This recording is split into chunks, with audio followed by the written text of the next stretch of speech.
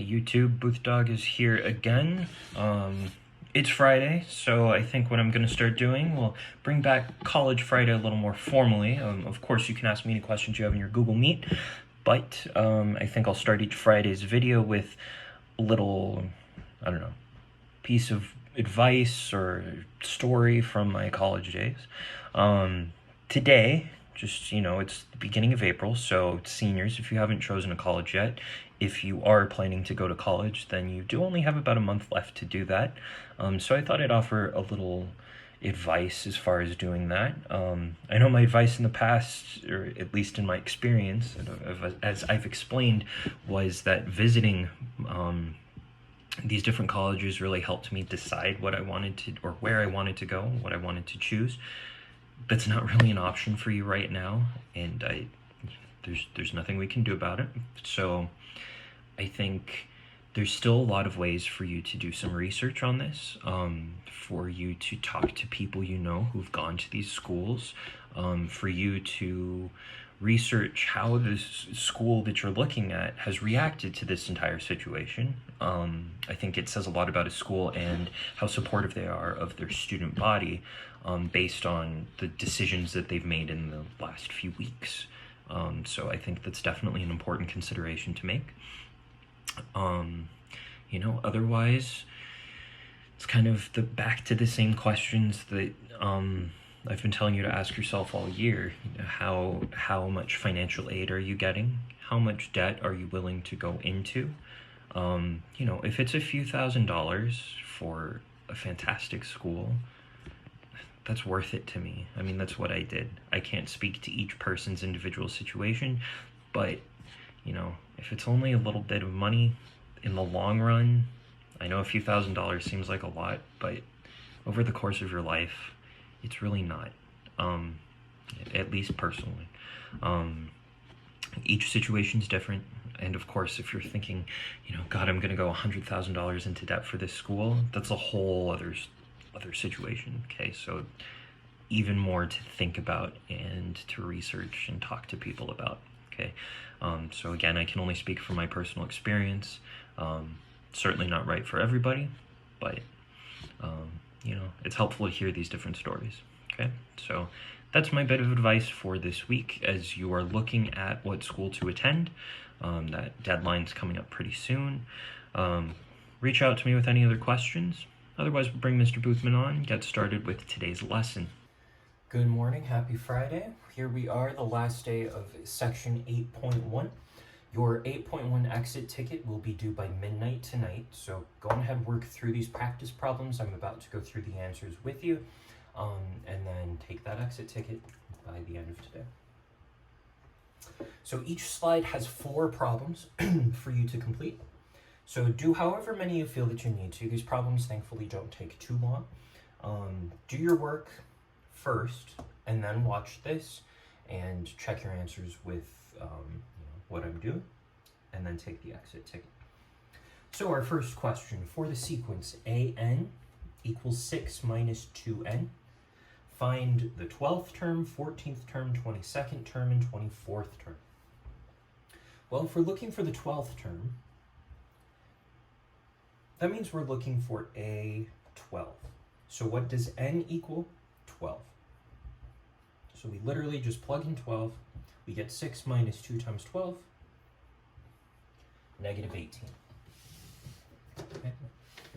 This is our explicit nth term formula. So if we're asked for any specific term, we just plug into this formula, and this formula gives us the term value. So the 14th term, that's A14. 6 minus 2 times 14, which is negative 22. All right, the 22nd term, 6 minus 2 times 22, negative 38. And the 24th term, 6 minus 2 times 24, which is negative 42. Okay. So, given an nth term formula, finding specific terms, very straightforward. Okay, and this answer will be posted with this video. Our next problem. In this case, we're told AN equals 2 AN minus 1 plus 3, and A1 equals 2. And then we're asked for specific terms. This nth term is defined in terms of the n minus 1 term. In other words, the term that comes before it. So this is a recursive definition, which means it depends on the term immediately preceding the term that we're looking for. So we need to be given a term to start. In this case, we're told that the first term is 2. And then we have to go in order, because to find the fifth term, we need to know the fourth term. To find the fourth term, we need the third. To find the third, we need the second. So we need to start here at the second term. So a2 here equals 2 times a2 minus 1, so that's a1 plus 3. And we know that a1 equals 2, so this is 2 times 2 plus 3, or 7.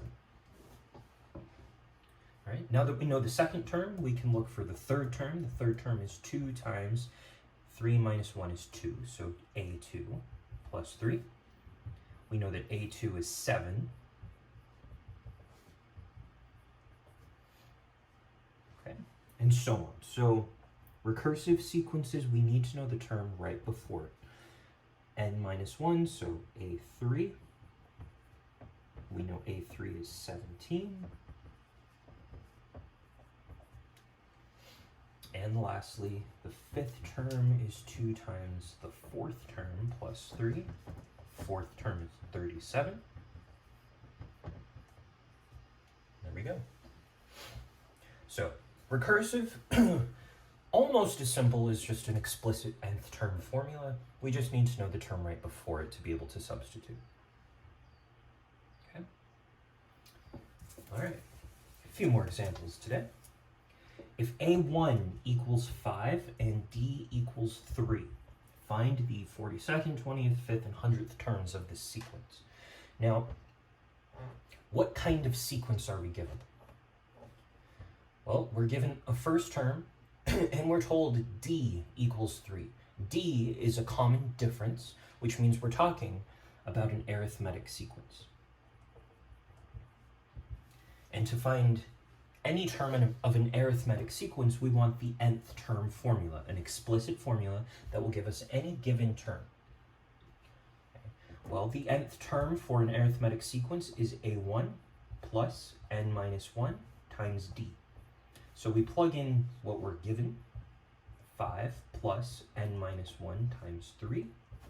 You can simplify this if you want, or leave it as it is. Now, if we want the 42nd term, we're looking for a42, which is 5 plus 42 minus 1 times 3. Simplifying that, we do 41 times 3, and then add 5 is 128. Okay. The 20th term is 5 plus 20 minus 1 times 3. Again, 19 times 3 plus 5 is 62. The fifth term is 5 plus 5 minus 1 times 3. 4 times 3 plus 5 gives us 17.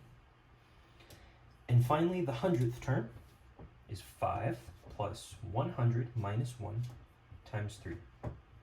99 times 3 plus 5 is 302. All right, so in arithmetic sequence, we need to know this formula, the nth term. And this formula, I believe, is given to you on your reference sheet.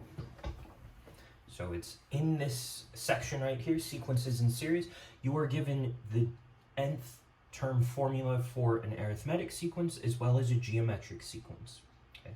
And those other formulas will be useful to us in section 8.2. So you don't need to memorize these. They're given to you right here. Just need to know how to apply them when we're talking about arithmetic versus geometric sequences. All right, so for the sequence 8, 32, 128, and so on, we're looking for specific terms. Okay, that means we want an nth term formula for this sequence. So we need to ask ourselves, what kind of sequence is this? We know it's one of two types that we're talking about, arithmetic or geometric.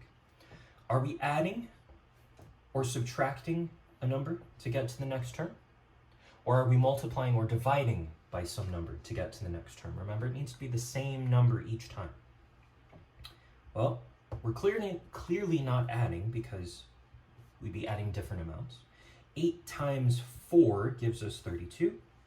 32 times 4 gives us 128. So this is a geometric sequence where r, our common ratio, is 4, and our first term, a1, is 8. That means the nth term, okay, again, using the nth term formula for a geometric sequence, is a1 times r to the n minus 1 power.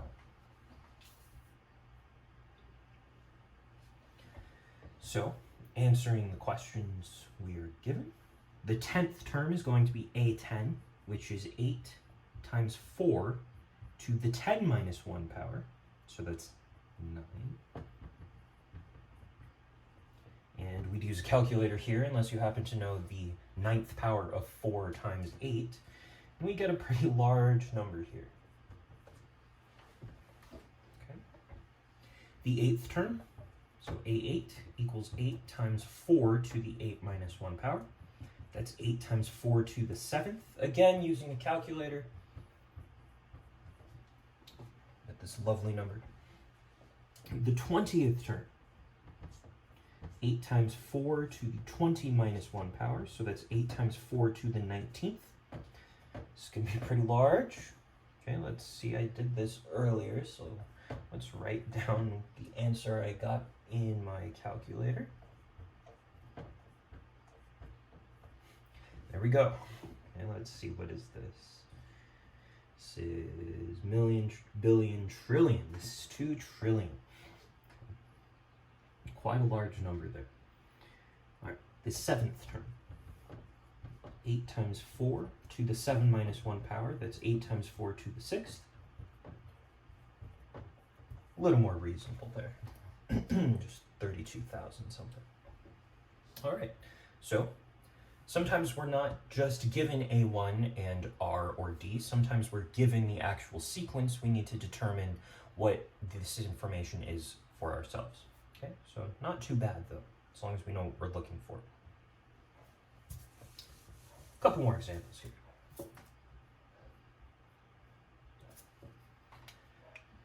A1 equals 1 and r equals 1/2. So we're given an r value that makes this geometric. So the nth term equals 1 times r to the n minus 1 power. Since we're just multiplying by 1, a1 is 1, we can just write this as 1/2 to the n minus 1 power. We're looking for the 10th term, so a10 equals 1/2 to the 10 minus 1 power. That's 1/2 to the 9th power.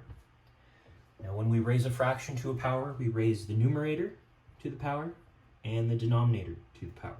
1 to any power is 1. 2 to the 9th is 512. 6th term, a6. This is going to be 1/2 to the 5th power, which is 1 to the 5th over 2 to the 5th, which is 1 over 32. 4th term is a4, so that's 1/2 to the 4 minus 1 power. 1/2 cubed, 1 cubed over 2 cubed, 1 over 8. Finally, a8, 1/2 to the 8 minus 1 power, which is 7. 1 to the 7th over 2 to the 7th is 1 over 128. So again, pretty easy as long as we recognize that we're dealing with a geometric sequence. One more example here.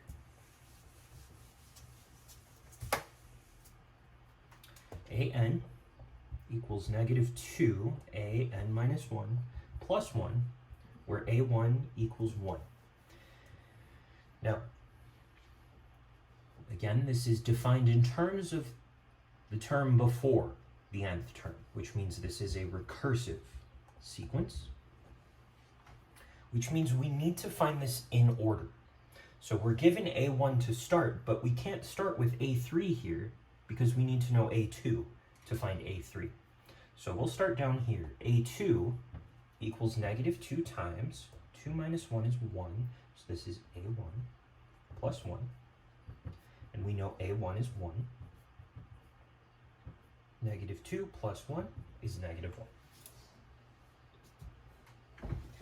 Now that we know A2, we can find A3. A3 is going to be negative 2 times A2 plus 1. It's negative 2 times negative 1 plus 1. 2 plus 1 is 3. And moving on, again, we still need to go in order. We're finding A4. This is negative 2 times A3 plus 1. Negative 2 times 3 plus 1, which is negative 5. And lastly, A5 is negative 2A4 plus 1, which is negative 2 times negative 5 plus 1, or 11. And that's it. So to kind of recap, okay, we have two major types of sequences. We have arithmetic and geometric sequences. Either one of those sequences can be defined explicitly with an nth term formula or recursively. Okay? So remember that explicit versus recursive, those are just ways of defining a sequence. They're not types of sequences. Very important to remember.